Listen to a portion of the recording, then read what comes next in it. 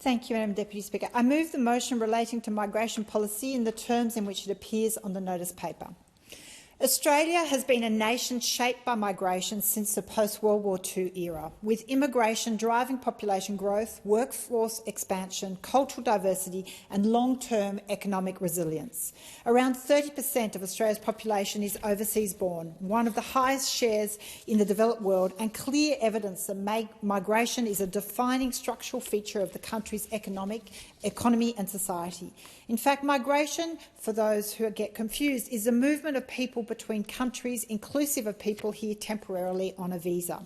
Migration delivers a measurable net economic benefit, including estimates that for every additional 1,000 migrants contribute roughly $124 million in annual economic value through labour supply, taxation, entrepreneurship, innovation and consumer demand.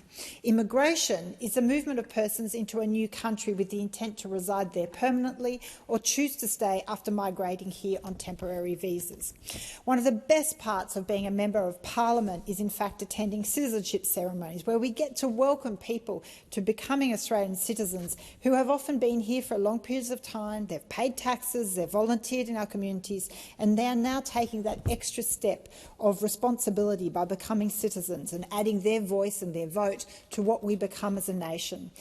It's highly damaging when right-wing fringe parties like One Nation, and I suspect coming from the opposition, to start having policies that, instead of having rational policy looking at problems, seek to blame migration or immigration for long-term structural failures.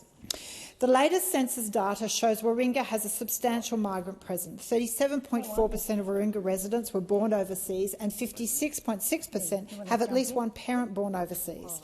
Feedback from chambers of commerce and small businesses consistently highlights that accessible and efficient migration pathways are critical for keeping businesses open, sustaining regional communities and supporting local job creation.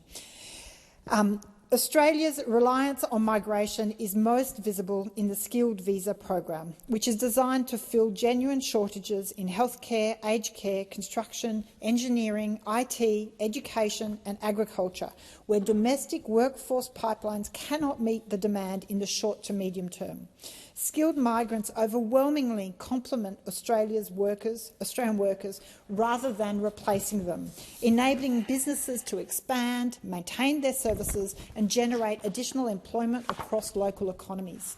Migrants are also significant small business founders and operators, strengthening regional economies, expanding markets and contributing directly to employment growth and community stability.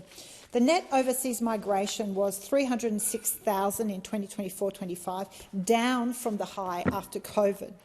The largest group of migrant arrivals was temporary students, some 157,000 people, and the most nominated occupations for employer-sponsored permanent skilled visas are in fact nurses, chefs and software programmers. So it's important, when we have the damaging rhetoric from too many on the right side of politics, that we have the facts firmly in mind of what actually is happening when it comes to migration and immigration.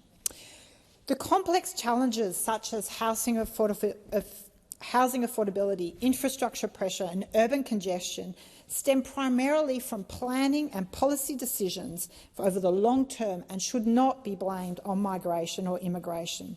Claims that migration is out of control are inconsistent with clear evidence showing net overseas migration moderating from post-pandemic highs and remaining within expected volumes.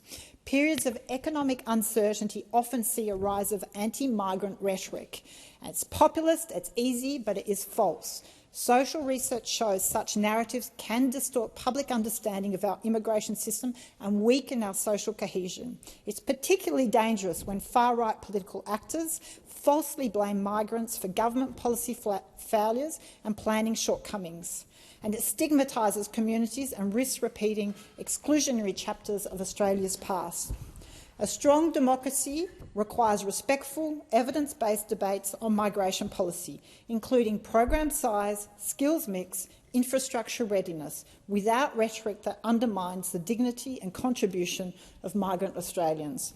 Well-managed migration will remain essential to economic prosperity, demographic sustainability in an ageing society, thriving small businesses and a cohesive multicultural nation.